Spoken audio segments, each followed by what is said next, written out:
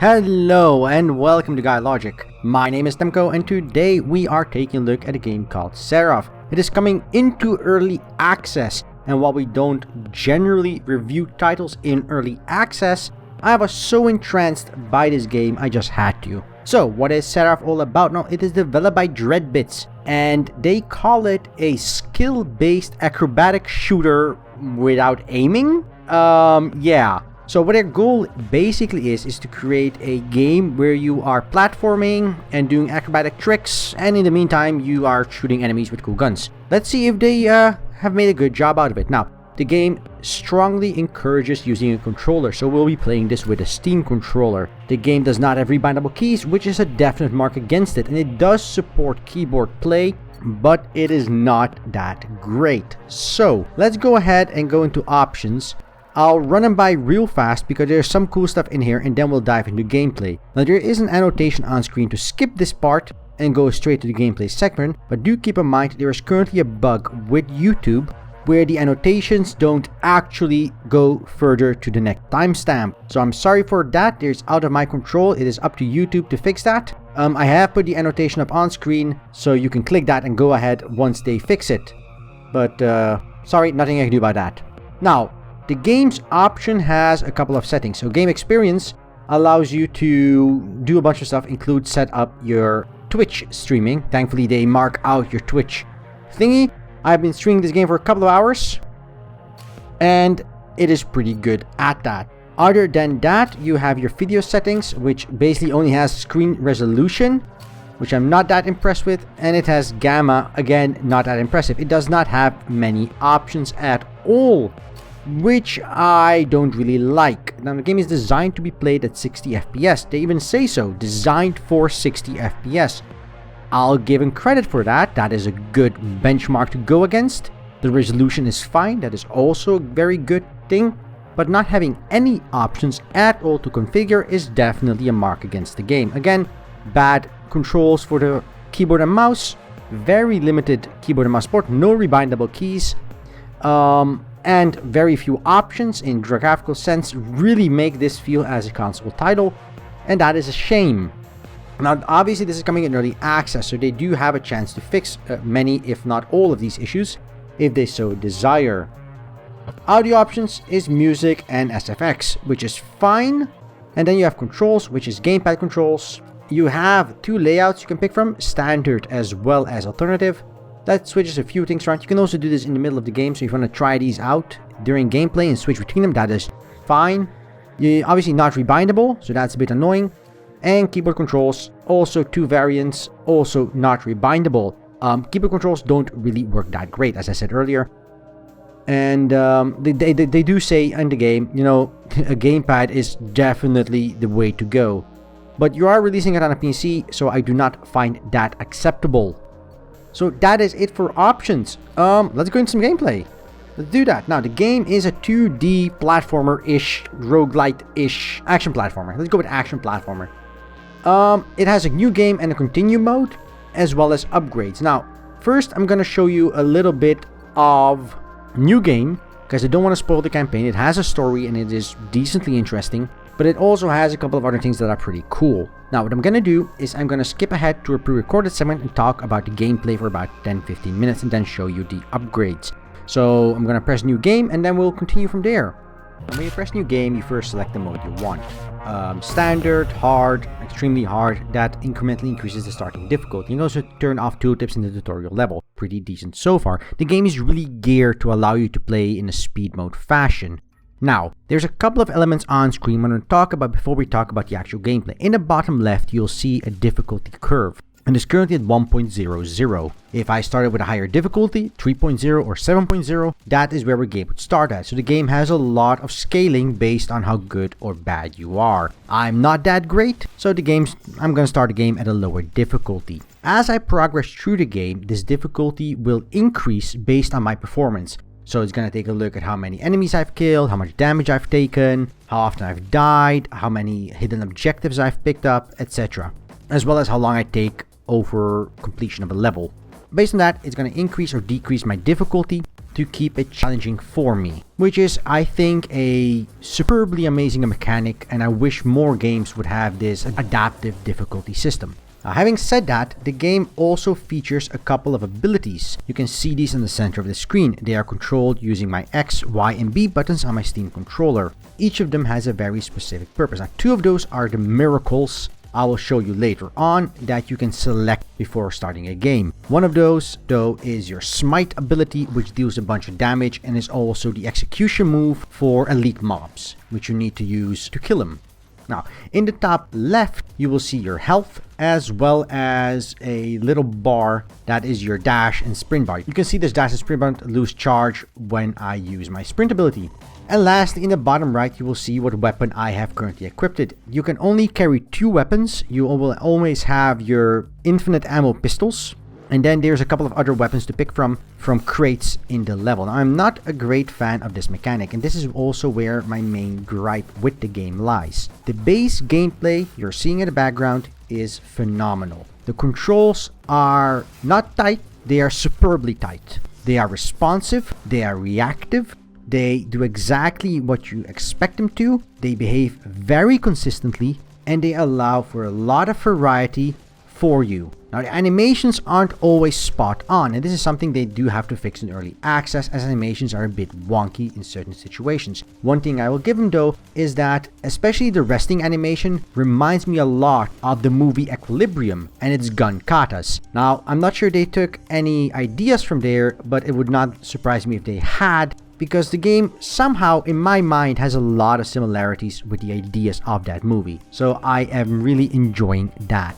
You kill enemies by shooting your guns. You do not actually have to aim. And this is going to be a pretty big problem for a lot of people that are not familiar with how the game plays overall. When you think of an action platformer, you think of 2 things. 1, you think of aiming. 2, you think of acrobatics. And when the game takes away the aiming part of that, you're left wondering, well, how can they make up for it with platforming? Lots of games do so by limiting the platforming and saying you have to aim, you have to use your mouse and keyboard, you have to be precise and stuff. This game says, no, we want you to focus on the acrobatics. You're going to throw a lot of enemies at you, a lot of colorful effects. These enemies are going to have abilities you're going to have to skillfully dodge. These enemies are going to charge you. These enemies are going to teleport on top of you. They're going to throw fireballs, exploding things underground. A ton of different things. We want you to dodge them. We want you to position yourself to hit enemies efficiently. We want you to position yourself to pick up the things they drop because they decay. We want you to upgrade your skill level, and we also want you to be faster and more efficient. Our goal isn't to make you aim. Our goal is to make you experience the joy of flying around, jumping around, and destroying a bunch of demons. And I must say, they have done a superb job of that. Now, whether or not they should have sacrificed the aiming component of the game,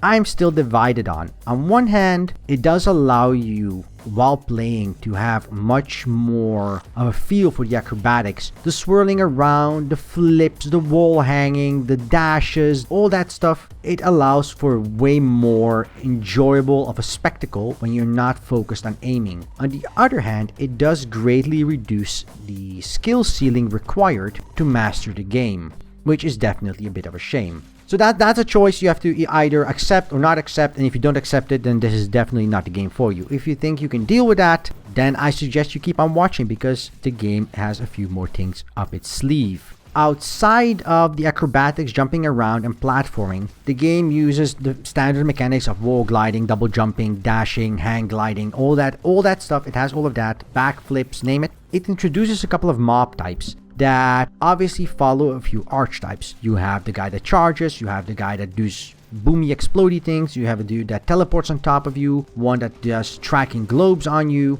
and these are combined in a relatively interesting fashion. A variety of bosses, as well as a limited number of buffs that allow you to maximize your run. The levels are all procedurally generated, so once you die and you have to restart a campaign, or you have to restart a run, or you have to restart from your last save point, the new next levels and the levels you've already done once or twice before are not the same. The same mobs may be present, but the overall game is not the same. This does, though, bring me to the next part that I am a bit sad about. And again, this is something they can fix in early access, but that is both gun and mob variety. there is only one additional weapon you can wield at any time. You can have your double pistols as well as 2 revolvers. You can have your double pistols and a submachine gun.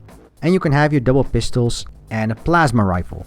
But only one of the others at any given time with very limited ammo, which is understandable from a balancing perspective, but not that great from a gameplay perspective, because at the end, all you're using is your base guns that don't really feel that great, and the spectacle of watching your character fly around left and right once you have the hang of it does greatly reduce difficulty. Now, obviously the game does ramp up difficulty dynamically using its very cool dynamic difficulty system, but even then, at a certain point, I feel this will get extremely tedious and boring because you have so little gun variety. This ties in with a different variety of enemies. There is currently, as far as I've seen, 5 different enemies, and these come in a regular and a elite variety, as well as a boss variety. One of them is this jumping enemy you see everywhere. The second one is the big charger that does fireballs. The third one is the teleporting sort of succubi demon. The fourth one is a snake-like poison demon. And the fifth one is a centaur-like homing charge demon. Those are the mobs I've seen so far, and they do throw them in different combinations and in different numbers, but once you master all their base mechanics, they don't really prove a challenge unless they overwhelm you in sheer numbers. Once they do, the game is a roguelike, but not really. One of the main characteristics of a roguelike or a roguelite is that when you die, you have to restart from scratch. This game isn't like that. Once you die the first time, you restart the level with about 1/3 of your health missing. This is maximum health missing, so you can't regain that health either. When you die a second time, you can try once again, but you'll be down to 1/3 of your maximum health. So you have a chance, if you make a mistake, to recover that, but the game doesn't let you start from scratch. The interesting part though there is no mobs respawn, and enemies you have halfway killed that do not have regenerating abilities also do not regenerate. So it's basically you losing 1/3 of your permanent health and combining that with where you left off. The other thing that happens is when you die a 3rd time, you go back to the start menu, you can do your upgrades, you can pick your new miracles, etc. and you can continue the game from your last checkpoint. Checkpoints are few and far in between and are usually locked in these special rooms you have to race to get to them. You could see one of those earlier in the video when I got my damage pickup in the first level. That was one of those hidden rooms where I also got a checkpoint. All of this combined brings us to level design. Now the procedural level design is pretty fresh, and it is pretty well done. I especially like the way they have done objective markers that don't have you make you go lost, but still encourage exploration to find all the hidden treasures and chests and extra experience so you can level up, unlock new things. So it's a nice little balance of how fast you want to rush, EA speedrun, and the completionist in us that wants to explore every nook and cranny. Both are rewarded. That's a pretty good idea. Now there's currently only 2 ways to progress from one level to the next, either by killing a boss or by killing 1 or 2 of these demon gate portals. From all the runs I've had, these are the only 2 ways they have to finish a level, which is a limited variety. Again, variety and limitations of variety seem to be the main problem with this game, and I hope in early access they can expand on that quite a bit. Each level, once you clear it, gives you a scoreboard, and you can see how well you did, how fast you did, how much you killed, hit, got, and gained, which is pretty interesting if you want to do like a speedrun. What the game lastly has is a sort of additional item. Again, this is a tiny additional extra, but very limited again because there's only 4 of them. One that increases your resistance against magical damage, one that increases your resistance against physical damage, one that does a little bit of both, one that gives you a bunch of health, and that's really it. So while cool that they've added this additional little thingy to it, the very limited nature of the items and the very limited number of items do feel a little bit stale after a couple of hours and runs. So in conclusion, Seraph is a very interesting concept. The idea of a platformer is not new, but the idea of an acrobatic platformer where the goal is to position, reposition, and get the timings down and your movement down and all that stuff down, as opposed to the aiming part and the action part, is a really refreshing aspect. The ideas, animations, and general production quality of this title are definitely on par. And the music, while not to my taste, is very well put together and fits the game to a T. The main issue though with the game is its lack of content currently. Not in terms of gameplay content, but in terms of variety of content. 5 or 6 mob types, coupled with a few weapon types, coupled with very limited items and very limited crafting, mean that unless you are really interested in unlocking everything and being a completionist, only has very limited gameplay once you complete the campaign. Higher difficulty levels are not for everyone. Not everyone enjoys figuring out the game at a higher and higher difficulty. If you are in it for a story, if you are in it for the cool weapon drops or anything like that, this game does not offer quite a lot. That may change during early access, and currently the game has a very strong core concept that is very well fleshed out, but it does need expanding on in almost all regards, from weapon variety, from mob variety, crafting variety. So in conclusion, and that's before I show you the crafting and upgrading menus, I do enjoy gameplay for Seraph. I enjoy it a great deal. And for an early access title, if you are interested in the action platformer genre, this is definitely a good game. But it is not finished and it definitely needs a bunch of work. Now, speaking about a bunch of work, I've only said about expanding content. I've not spoken about bugs and issues and anything like that. I'm gonna be honest, I have not encountered a single bug so far. I've encountered some balance issues, so technically this game is very competent. In fact, it is about the most competent early access title I have yet encountered. And that is high praise indeed. The game has all the components in all the right places. It just needs more of them. So I hope the developers do that and spend their time in early access adding more to this. Okay, so that's going to be the gameplay segment. I'm going to go back to the main menu now and show you the last bits of the game before wrapping up this review. Now let's talk a little bit about upgrades and the like. Now you have two types of upgrades, oaths and transmutations. Now oaths are what you use with these various, what you call them, shards. You can combine shards into an uncommon shard. So let's see, if I combine this shard, I'll have one uncommon shard. Let's combine two, I'll have two uncommon shards. If I go back here and let's say I want to get a defensive skill, let's say Destiny, I can place a shard there. That's an uncommon shard and it's going to add plus 4 HP. And then I have unlocked as well a Tire 3 skill, now Health Orbs. I'm going to put an unlock here, etc. So you get these shards by running levels, etc, etc. And that way you can unlock these various oaths. And the more oaths you unlock, you see there's quite a few here in 3 categories. Mutations, munitions, defense, and holy. And you can put in whatever you want in each of them. Okay. Next up is transmutations. Now transmutations are in essence crafting. It has a limited amount of craftable things. You get craftable components by running levels. Each monster killed, each loot dropped, each gem picked up has a chance of being a craftable component.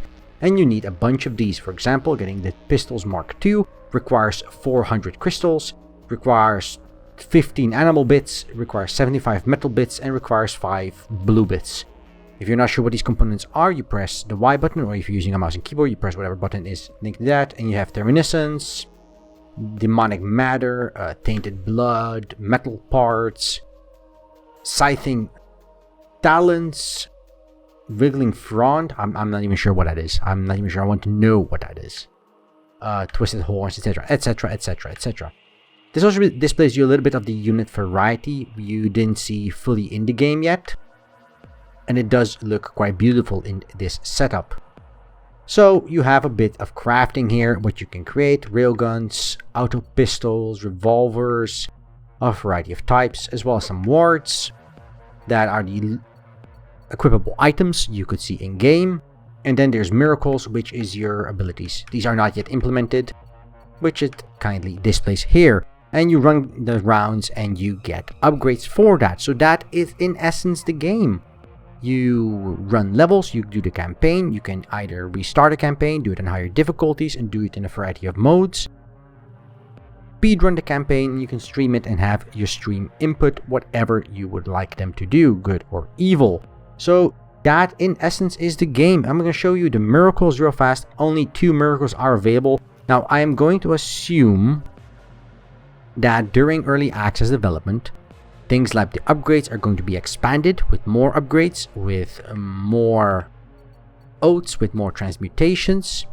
I'm going to assume they're going to be adding more miracles. I'm hoping they add a couple of more mob variety types because it is currently quite limited. But currently, as it stands, this game is already quite well fleshed out, especially for early access. So if you are interested in early adoption of a title, this is definitely a good title if you are into the whole shoot 'em up, platform combat, action arena thing. If you're not, you might want to hold off on this game. But for what they're trying to accomplish, they have set up a pretty interesting title. Especially in early access, it is a very good entry. So we're gonna have to see what they do over the next 6 months or so, which is what they're saying is going to be their early access period. What they add, what they fine-tune, of the things we've already discussed in the gameplay segment, and how they end up pricing and marketing the game. I am very impressed by this title. It is not my kind of game, so I won't be playing a ton of it personally, but I do understand the appeal and the mechanical prowess of this title overall. So if you want to take a look at it, Seraph, it's on Steam. There's a link in the description below, and you can get it on the 26th of April. So thank you for watching. If you liked this video, press that like button below. If you didn't like this video, well, there's a dislike button for exactly that reason. And leave a comment. Tell us what we can do better. Tell us what you enjoy. We want to hear back from all of you. And want to see more content like this on the channel. Just press that subscribe button and we will deliver. So until then, I wish you a good day. And until next time, right here on Guy Logic.